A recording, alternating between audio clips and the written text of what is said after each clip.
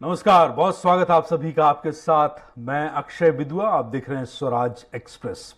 और अब बात छत्तीसगढ़ में बड़े मसले की। आज का बड़ा मुद्दा छत्तीसगढ़ में क्या है, ये हम आपको बताएंगे। तो दरअसल छत्तीसगढ़ में जो आज चर्चा में है वो मुद्दा है, छत्तीसगढ़ में भाजपा, कांग्रेस सहित तमाम राजनीतिक दल मिशन 2023 की चुनावी समर में उतर चुके हैं। यहां एक और सत्तासीन कांग्रेस पिछले चुनाव में हारी हुई सीटों पर विशेष फोकस कर रही है, खास ध्यान है, विशेष मंथन कर रही कांग्रेस ऐसी सीटों पर। प्रदेश प्रभारी और अध्यक्ष उन सीटों की समीक्षा कर रहे हैं, तो वहीं दूसरी तरफ विपक्ष की भूमिका में बीजेपी अब आक्रामक तेवर में दिख रही है। सरकार को घेरने अब बीजेपी ने मिशन 400 दिन शेष अभियान शुरू किया है और इसी दौरान बीजेपी अब तमाम बड़े कार्यक्रमों में भूपेश सरकार के बचे हुए दिनों के साथ घोषणा पत्र के बचे हुए वादों को भी उजागर करेगी।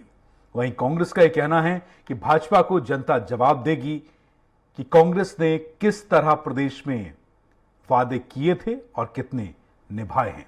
तो पहले देखिए पूरी खबर को समझने के लिए, मामला समझने के लिए विस्तृत रिपोर्ट, लौटकर चर्चा। छत्तीसगढ़ में भाजपा के प्रदेश अध्यक्ष, नेता प्रतिपक्ष समेत प्रदेश कार्यकारिणी में बदलाव से मानो बीजेपी में जान आ गई हो। भाजपा नेता हर मुद्दे पर कांग्रेस सरकार के खिलाफ मुखर नजर आ रहे हैं। बाकायदा भूपेश सरकार को आने वाले समय में घेरने की रणनीति भी तैयार की जा रही है। दो बड़े आयोजन के बाद अब महिला अपराध और शराबबंदी के मुद्दे पर एक बड़ा आंदोलन छत्तीसगढ़ में करने जा रहे हैं। साथ ही भाजपा मिशन 400 दिन शेष अभियान चलाएगी, जिसमें हर दिन सरकार को बचे हुए दिन और वायदों की याद दिलाने के साथ ही हारे हुए बूथों पर नई तरह से कार्य योजना बनाएगी। पूर्व मुख्यमंत्री डॉक्टर रमन सिंह का कहना है कि इस दौरान पीएम आवास, बेरोजगारी, शराबबंदी जैसे मुद्दों को भाजपा हर मंच पर उठाकर कांग्रेस को उसकी वायदा याद दिलाएगी। 400 दिन बाकी है, इस सरकार की उल्टी गिनती शुरू हो गई है। हर कार्यक्रम में हम समय और तारीख बताएंगे कि अब भूपेश बघेल के कितने दिन बाकी है और हर कार्यक्रम से उसको याद दिलाएंगे कि तुम्हारा विदाई का समय आ चुका है छत्तीसगढ़ में। इधर बीजेपी के मिशन 400 दिन शेष को लेकर कांग्रेस का कहना है कि भारतीय जनता पार्टी विपक्ष में है, वे जरूर सरकार की कमियों को गिनाएं। हम चाहते हैं कि भाजपा जनता के बीच हमारी घोषणा पत्र को लेकर चर्चा करे, तब जनता जवाब देगी कि किस प्रकार से भूपेश सरकार ने किसानों का कर्जा माफ किया है, धान की कीमत 25 रुपए दे रही है, बस्तर में आदिवासियों को जमीन वापस की है, 5 लाख से अधिक युवाओं को रोजगार मिला है, भूपेश सरकार ने सरकारी नौकरी में भर्ती के द्वार खोल दिए हैं, लगभग 58,000 से अधिक पदों पर भर्तियां की जा रही हैं। कांग्रेस की घोषणा पत्र पर भारतीय जनता पार्टी चर्चा करे, जनता उन्हें खुद जवाब देगी। प्रदेश कांग्रेस अध्यक्ष मोहन मरकाम का कहना है कि हम चारों उपचुनाव जीते, नगरीय निकाय जीते, हमें लगता है कि हम सरकार की उपलब्धियों, नीतियों, योजनाओं और कार्यकर्ताओं के दम पर 2023 का चुनाव जीतेंगे। भाजपा विपक्ष में है, वे अपना काम कर रही है, हम अपना काम कर रहे हैं। जितने भी चुनाव हुए हमारी सरकार आने के बाद, हम चारों उपचुनाव जीते, नगरीय निकाय चुनाव जीते, पंचायत चुनाव जीते। हमें लगता है हम अपनी सरकार की उपलब्धियों, नीतियों, योजनाओं और हमारे जाबाज कार्यकर्ताओं के दम पे हम 2023 का चुनाव फतह करेंगे, ऐसा मुझे लगता है। भारतीय जनता पार्टी विपक्ष में, वो अपना काम कर रही है, हम अपना काम कर रहे हैं। भाजपा जहां सरकार के बचे हुए दिनों की गिनती के साथ बचे हैं वायदे गिनाएगी, वहीं कांग्रेस का कहना है कि बीजेपी को जनता जवाब देगी। जनता का विरोध दिखाई दे रहा है, इसलिए भारतीय जनता पार्टी ने तय किया कि अंतिम 400 दिन, 390 दिन ये हम लिखना शुरू करेंगे, क्योंकि ये जनता ने तय किया, भाजपा ने नहीं।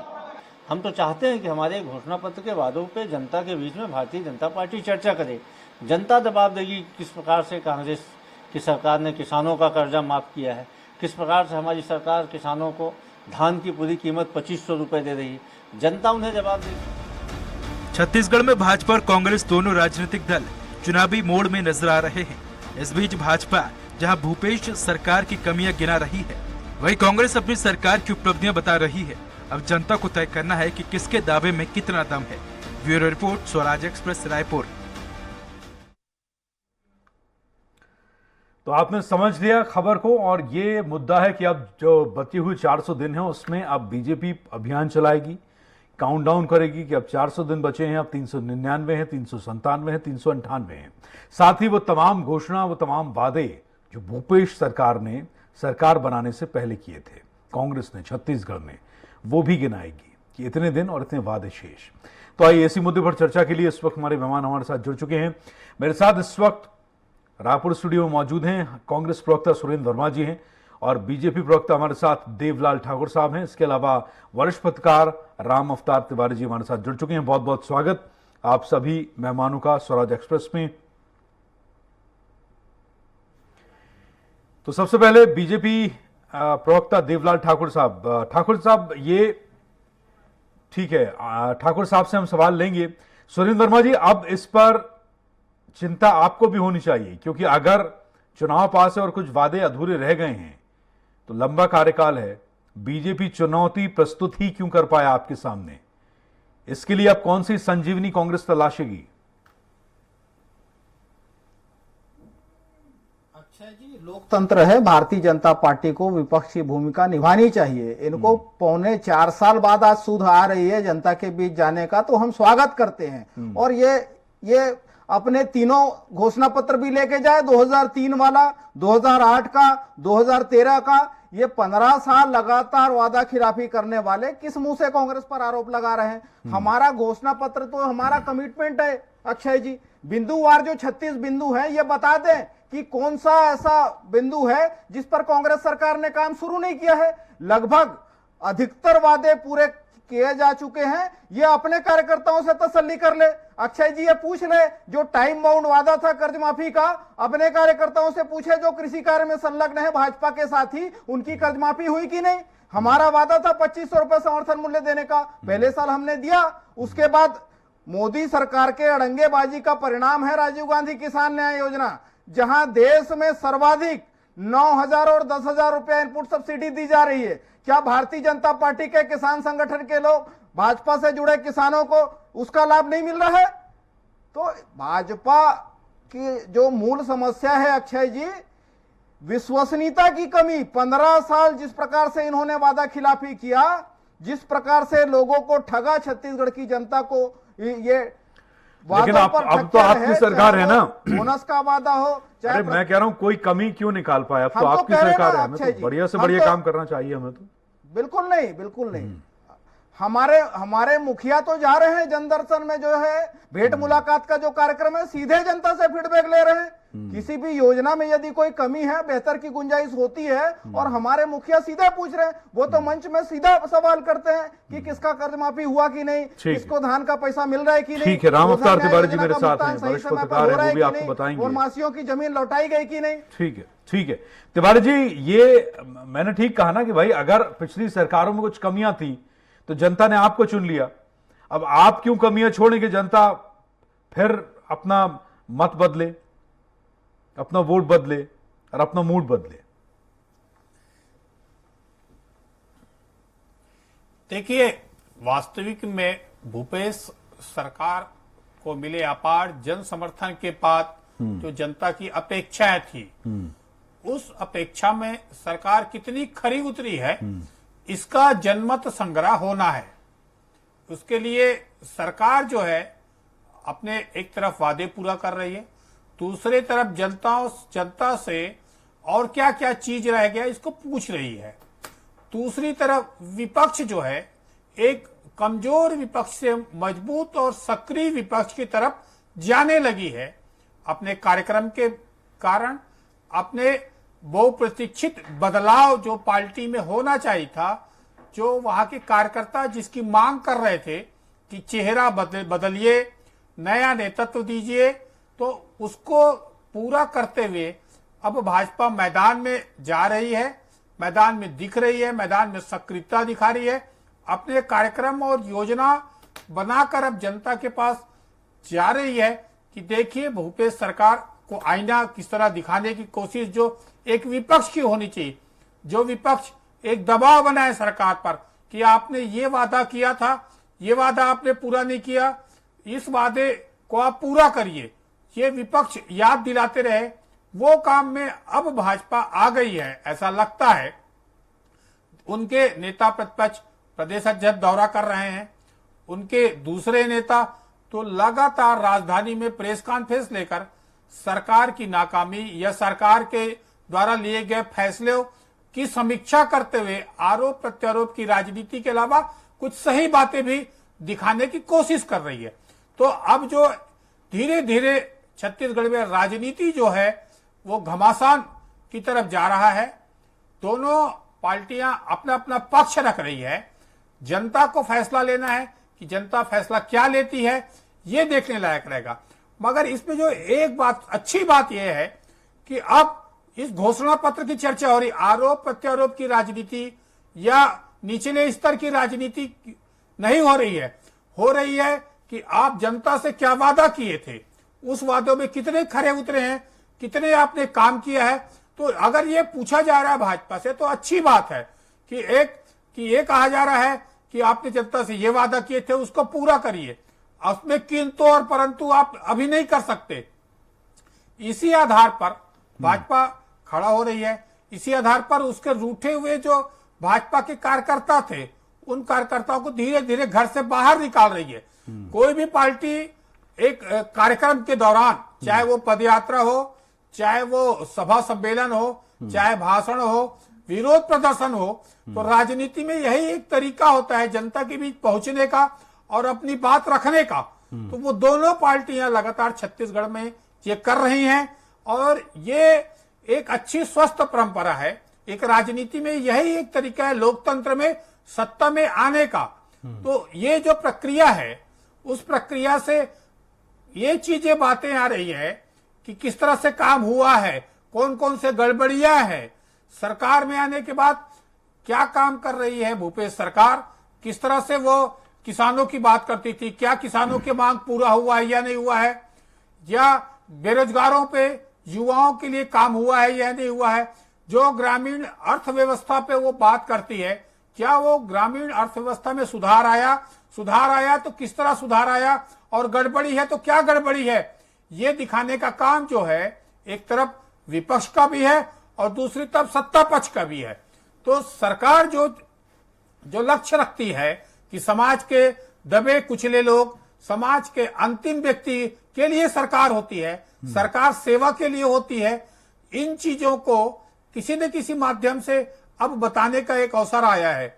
वो बताने के लिए सरकार भी पूरी तरह मेहनत कर रही है, मुख्यमंत्री मेहनत कर रहे हैं, उनके प्रदेश प्रभारी मेहनत कर रहे हैं, उनके प्रदेश अध्यक्ष दौरा कर रहे हैं। दूसरी तरफ जो विपक्ष है, विपक्ष अब जो हम कमजोर विपक्ष ये आरोप लगते रहे हैं, अब विपक्ष जो मैदान में आ रही है और मैदान में आके वो लड़ाई लड़ने के लिए, वो बस्तर की समस्याओं को देखने के लिए उनके नेता निकलने लगे हैं। तो एक अच्छी चीज जो चुनाव के पहले होनी चाहिए, एक तरह से दिखने लगा है छत्तीसगढ़ में, अब उसका अंतिम समय अभी बाकी है। ठीक है, मैं लौटूंगा आपके पास। देवलाल ठाकुर साहब हमारे साथ हैं, आप बीजेपी के वरिष्ठ नेता हैं, बीजेपी प्रवक्ता हैं। ठीक है, संपर्क अभी नहीं हो पा रहा, दोबारा हम उनके पास जाएंगे। रामावतार तिवारी जी, आप अपनी बात पूरी करें। तिवारी जी, देखिए, जो विपक्ष है वो आज जय रमन सिंह हो, चाहे उनके कांग्रेस के प्रवक्ता हो, उन्होंने सरकार को याद दिलाया कि आप 400 दिन बाकी है, एक एक दिन गिनेंगे, एक एक दिन में समस्याओं को लेकर किस तरह से आपने हल कराने का वादा किया था, उसमें आप कितने खरे उतरे हैं, ये आप बताइए। नहीं, लेकिन क्या जो रिपोर्ट कार्ड है तिवारी जी, लेकिन समस्या ये भी है, बड़े वर्ग है उसकी एक अपेक्षा सरकार से रहती है। नहीं, लेकिन जो रिपोर्ट कार्ड है उसकी असलियत क्या है सरकार का? देखिए, ये सरकार जो है ग्रामीण अर्थव्यवस्था, किसान पर फोकस करके अपनी राजनीति कर रही है और छत्तीसगढ़िया संस्कृति, छत्तीसगढ़ियावाद, जो छत्तीसगढ़ जिस तरह से पिछले 15 साल में अपने आप को उपेक्षित महसूस किए, अपने आप को दरकिनार महसूस किए, उस वर्ग को लेके चल रही है और खास कोशिश कर रही है कि जो कांग्रेस का वोट बैंक था, गांव और किसान, वो उसके वापस आ जाए। तो आप ये कह रहे हैं कि रमन सरकार ने जो काम किए, रमन सरकार ने जो काम किए वो शहरी लेवल पर ज्यादा किए, ग्रामीण अंचल को अनदेखा किया शहरी लेवल पर, और उनने शहरी लेवल पर निर्माण पर अधिक ध्यान दिया, अर्थव्यवस्था को कैसे मजबूत किया जाए उस पर ध्यान दिया, और जो एक कोई भी नए राज्य बनने के बाद अधोसंरचना के लिए जो जरूरी चीजें होती है, उस अधोसंरचना के निर्माण में क्या क्या चीजें हो सकती है, उस दिशा में काम किया। देखिए, इसके बाद उद्योग धंधे कैसे बेहतर हो, प्रदेश की कानून व्यवस्था कैसी अच्छी हो, तो गरीबों के लिए उन्होंने 1 रुपया किलो चावल लाया। तो योजनाएं उस सरकार ने भी अच्छी अच्छी लाई, तभी 15 साल राज किया। 15 साल छोटे राज्य में राज कर लेना, और जनता को जो एक कांग्रेस का गढ़ माना जाता था छत्तीसगढ़, उसमें भाजपा का 15 साल रहना बहुत बड़ी बात है। आप ये बताइए ना, आप जमीनी पत्रकार हैं छत्तीसगढ़ में, आप जमीनी पत्रकार, आपको ओरिजिनलिटी पता है ग्राउंड जीरो की। मैं आपसे जानना चाह रहा हूं, अभी देवीलाल ठाकुर जी भी जुड़ेंगे, समझ में ये नहीं आ रहा कि अभी फिर बीजेपी के तर्कश में है क्या?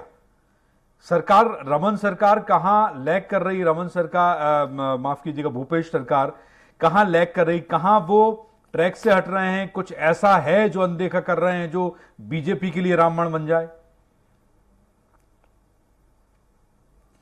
देखिए, कांग्रेस का नुकसान होना या कांग्रेस के कमजोर होने के जो बड़े कारण रहते हैं, वो हर समय जो रहते हैं कि छत्रपों की आपसी लड़ाई, कांग्रेस की गुटबाजी, कांग्रेस के कार्यकर्ताओं को जिस तरह से संतुष्ट करना चाहिए वो संतुष्ट नहीं कर पाना, पद का लालच, काम नहीं होने की शिकायत, उनके कार्यकर्ताओं की उपेक्षा, ये कांग्रेस के भीतर रहता है। और कांग्रेस इससे वोट बैंक पर थोड़ी फर्क पड़ेगा, इससे वोट बैंक पर थोड़ी फर्क पड़ेगा। टेक लाइन चाहे दिल्ली से अन्य राज्यों में दिखता है, उसका डर जो है छत्तीसगढ़ में भी रहेगा।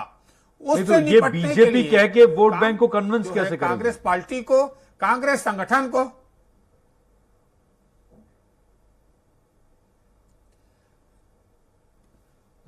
भाजपा जो है, भाजपा को पहले तो यह विश्वास दिलाना होगा कि जो भूपेश सरकार ने छत्तीसगढ़ में किसानों को जो समर्थन मूल्य देती है, वो धान खरीदेगी। सबसे बड़ी चुनौती जो भाजपा के पास है, क्या छत्तीसगढ़ में भाजपा किसानों का धान खरीदेगी समर्थन मूल्य पे? जिस रेट में भूपेश सरकार खरीदती है उस रेट पे खरीदेगी क्या? पहला सवाल जो बड़ा सवाल है और महत्वपूर्ण सवाल है, और जो चुनाव में तय भी होगा, चुनाव में सबसे ज्यादा तो निर्णायक भूमिका होंगे, वो धान खरीदी के मूल्य को लेकर रहेगा। क्या वादा जो भूपेश सरकार कर रही है, वो वादा क्या भाजपा सरकार करेगी? भाजपा विपक्ष में रहते हुए ये बताए कि वो किसानों के धान खरीदी की क्या व्यवस्था करेगी, किस तरह से धान खरीदेगी, उसका मूल्य कितना देगी और कैसे वादा को निभाएगी।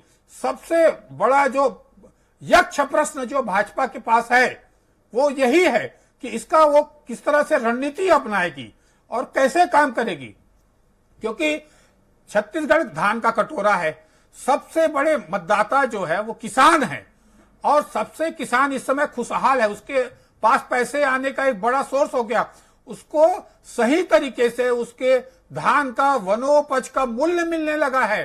तो जिस तरह से धान की और अन्य चीजों की उत्पादन खरीदी किसानों को हो रही है, इसको कैसे खरीदेगी भाजपा, ये बड़ा सवाल है।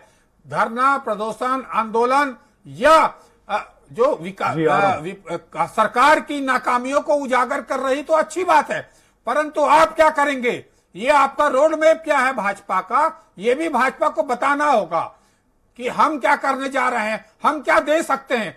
भाई आप क्या दे सकते हैं बताइए। वो वही है ना, वो दे रहे हैं भाई, ये सवाल नहीं, वो गांव वही से है, लेकर शहर तक पूछा जाएगा। वो वही है। आपने कहा हम क्या दे सकते हैं, हम वही तो दे सकते हैं जो नहीं मिला है, तो उस पर भी तो फोकस करना पड़ेगा ना कि क्या नहीं मिला है। वो बड़ी चीज है। तब तो आप रोड मैप तैयार करेंगे और सरकारें अच्छा काम कर रही हैं, तो फिर वो रोड मैप बनेगा कैसे, ये बड़ी बात है। जी आप कह रहे थे कुछ, सुरेंद्र वर्मा जी। अक्षय जी, मूल अंतर नीति और नियत का है। जिस प्रकार से भूपेश बघेल सरकार के फोकस में पहले दिन से ही समावेशी विकास और आम जनता की समृद्धि है, 15 साल के इनके कुशासन को भी, भाजपा के कुशासन को छत्तीसगढ़ की जनता ने भोगा है। जिस प्रकार से रामावतार जी भी बता रहे थे कि इनके फोकस में निर्माण था, क्योंकि आपको याद होगा कैपिटल कॉम्प्लेक्स जो है नई राजधानी में, जो निर्माण लागत ये बताए 11,800 रुपया प्रति वर्ग फुट, जो दुनिया में कहीं नहीं है। घटिया एक्सप्रेसवे जिसको दोबारा, जो जनता की जान के लिए बड़ा जोखिम था, उसके साथ साथ स्काई वॉक जो अनुपयोगी खड़ा है, घटिया मोबाइल बांटने जैसी योजना केवल और केवल कमीशन खोरी के लालच में ये लाते रहे। जिस प्रकार से हमारे यहाँ वनांचल है, असल में क्या है, देवलाल ठाकुर जी अभी है नहीं, उनसे संपर्क नहीं हो पा रहा है। देवलाल बीजेपी प्रवक्ता फोन लाइन पर नहीं है, उनसे संपर्क नहीं हो पा रहा है, इसीलिए तो मैं ये चाह रहा था कि हम राजनीति रहित प्लेटफॉर्म पर बात करें अभी। और मैं सिर्फ जानना ये चाह रहा हूं, अब राम अवतार तिवारी जी ग्राउंड रिपोर्ट बता रहे हैं कि जो कमियां आपकी अभी रह गई हैं, जिसका फायदा विपक्ष उठा सकता है या विपक्ष उस आधार पर एक रूट मैप तैयार कर सकता है, तो उस आकलन के आधार पर हम बात करें। शर्मा जी, वर्मा जी, सुरेंद्र वर्मा जी। अक्षय जी, जो छत्तीसगढ़ में, मैं आंकड़ों की ही बात कर रहा हूं जो केंद्र की एजेंसियां जारी करती है, लगातार पिछले 7 महीनों से हम बेरोजगारी दर की बात करें तो सबसे कम बेरोजगारी दर वाला राज्य यदि कोई है तो छत्तीसगढ़, आधे % से भी कम है, जबकि 8% जो है राष्ट्रीय औसत है। सितंबर 2018 में 22.2% था।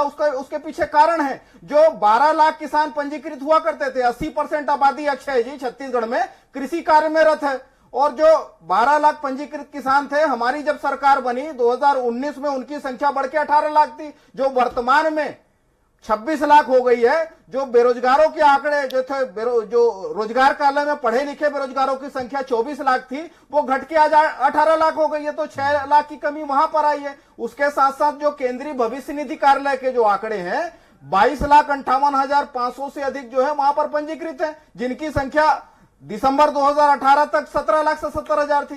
तो निश्चित रूप से देखिए, केवल ग्रामीण अर्थव्यवस्था की बात हम नहीं कर सकते, उसके साथ साथ वनांचल एक बड़ा क्षेत्र है बस्तर और सरगुजा संभाग में, वहां वनोपज संग्राहक है।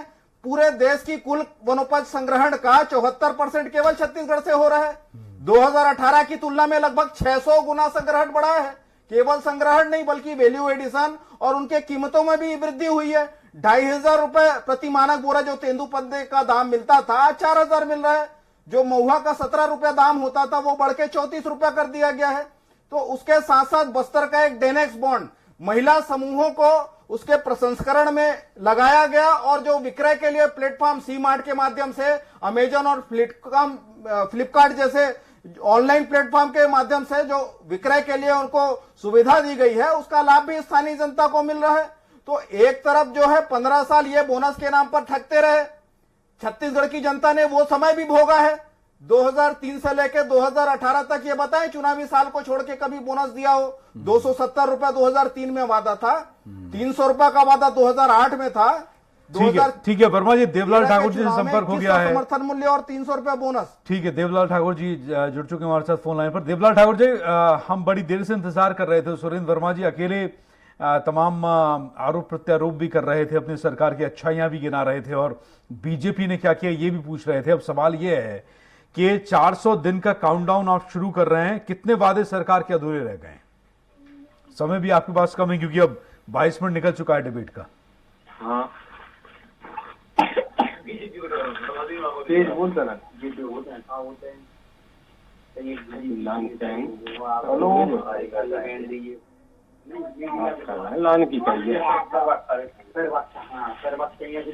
देवलाल ठाकुर जी, आवाज आ रही है आपको? हाँ हाँ, आ रही है, आ रही। मैंने सवाल आपसे किया कि 400 दिन और वादे कितने अधूरे रह गए, क्या काउंटडाउन है? अरे अब ये जानकारी तो हमको है ही नहीं। लगता है नंबर कहीं और लगा है, नंबर कहीं और लगा है। देवलाल ठाकुर जी नहीं थे, बीजेपी प्रवक्ता नहीं कह सकते कि ये जानकारी मैं नहीं। चलिए ठीक है, लौटते हैं हम क्योंकि डिबेट का समय निकला जा रहा है और बीजेपी प्रवक्ता हमारे साथ नहीं जुड़ पाए। वरिष्ठ पत्रकार राम अवतार तिवारी जी और सुरेंद्र वर्मा जी लगातार बने हुए हैं, लेकिन सुरेंद्र वर्मा जी, अब अगर पत्रकार होने के नाते हमारा काम है सरकार से सवाल पूछना, देवलाल ठाकुर जी नहीं भी हैं, वैसे जब दो प्रवक्ता होते हैं तो हम कोशिश ये करते हैं कि हम चुप रहें, क्योंकि राम अवतार तिवारी जी अच्छे से जानते हैं कि बहुत जल्दी ये आरोप लग जाता है कि आप यहां हैं, आप वहां हैं, आपकी मानसिकता ये है, आपका झुकाव इस तरफ है। तो डिबेट और एक अच्छा वाद विवाद वही है जिसमें राजनीतिक अपना काम करें और लोकतंत्र का चौथा स्तंभ अपना काम करे। तो हमारा मानना यह है कि ठीक है, 400 दिन का वो अपना एजेंडा चला रहे हैं, उसके लिए ठीक है, लेकिन मुझे लगता है सुरेंद्र वर्मा जी, क्योंकि अब समय की समाप्ति की ओर डिबेट का, तो मुझे लगता है कि हमें अपने काम में कोई कमी इसलिए नहीं छोड़नी चाहिए कि दूसरे आकर हमें घेरें, हम अपनी तरफ से बेहतर करने की कोशिश करें, बाकी किसी का त्रिनेत्र हो, क्योंकि आजकल राजनीति में त्रिनेत्र तो समय आ गया है, जो नहीं है वो भी प्रयोग कर लिया जाता है, जो नहीं है उसे भी अवतरित कर दिया जाता है। ये वर्तमान राजनीति की दिशा और दशा में हम लोग सब देख रहे हैं। तो पता नहीं कौन सा एजेंडा चला दिया जाए और किस एजेंडे को लेकर जो है विपक्षी दल सरकार के बीच जाएं। जहां आप चाहे उत्तर प्रदेश में देख लीजिए, जहां योगी सरकार चला रहे हैं, आप चाहे दिल्ली देख लीजिए, जहां केजरीवाल साहब अपने आपको हम पीएम प्रोजेक्शन में लगे हुए हैं। उत्तर प्रदेश की राजनीति पर बिहार के साथ मिलकर एक नई दिशा में जा रही है। तो इस तरीके से छत्तीसगढ़ अगर देखा जाए तो दो पक्षों के बीच, सरकार का पक्ष, सत्ता पक्ष और विपक्ष जो बीजेपी का है, इसे लेकर अभी शांतिपूर्ण माहौल है और जनता का माइंडसेट बहुत क्लियर है। छत्तीसगढ़ में बहुत क्लियर है, उनको पता है कि पूर्ववर्ती सरकार ने क्या दिया और आपने क्या दिया, और अंतोगत्वा यही चुनाव होता है कि राजा अपनी प्रजा का ध्यान किस तरीके से रख पा रहे हैं और कितना शांतिपूर्ण और सुखमय जीवन उस प्रजा का उस शासनकाल में रहता है। तो आपको शुभकामनाएं चुनाव के लिए। और बीजेपी का जो नया एजेंडा, नया वो काउंटडाउन लेकर आए हैं 400 दिन और सरकार के वादे गिनाने का, वो अपने वादे गिनाते रहे। बहुत बहुत शुक्रिया सुरेंद्र वर्मा जी और राम अवतार तिवारी जी, आपका देवलाल ठाकुर जी हमारे साथ नहीं जुड़ पाए, उनका भी बहुत बहुत शुक्रिया कीमती समय देने के लिए। नमस्कार। और इसी के साथ इस पेशकश में बस इतना ही। नमस्ते।